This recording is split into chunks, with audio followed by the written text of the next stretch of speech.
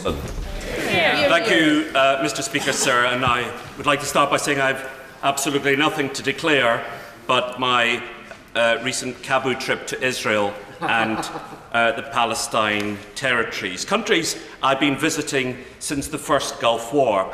Now, back then, Palestinian Democrats warned of the rise of fundamentalist Hamas.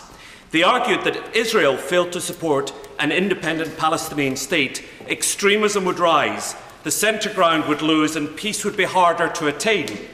In my previous role as a journalist, I interviewed Hanan Ashrawi and the late great Edward Said, and they had a series of very reasonable demands.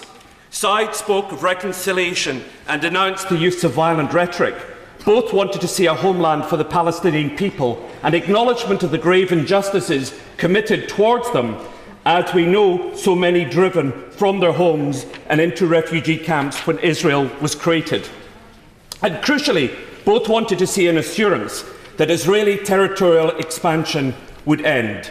When I first visited Israel and Palestine, the settler population in the West Bank and East Jerusalem was around 200,000. Today, 20 years later, there are more than 600,000 settlers. Now, people come from all across the world to live in Israel, and for lots of reasons. But those seeking a better life in the illegal settlements gain it, alas, by the appropriation of Palestinian land and homes. And while Palestinian farmland is barren and dry, many settlements have swimming pools with illegally funnelled water.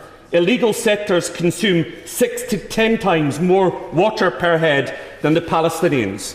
And Israel's policy of creating facts on the ground is brutal and determined to establish so many settlements on the West Bank that a contiguous Palestinian state becomes impossible.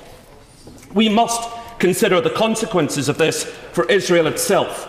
If a viable two-state solution dies and Palestine is subsumed into a greater Israel stretching from the Mediterranean to the Dead Sea, what happens to the 5 to 6 million Palestinians in the Jewish state with no government of their own?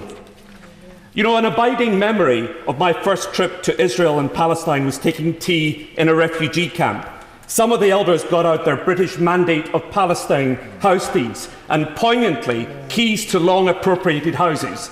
They told me that they trusted British honour and British law and asked why we remained so silent in the face of injustice. It was Said who put it best for me.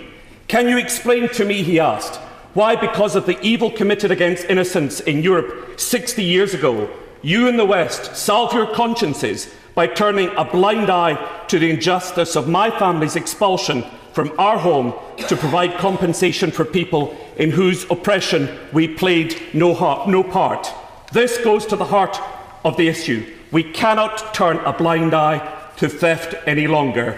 We cannot allow bitterness to pass to another generation."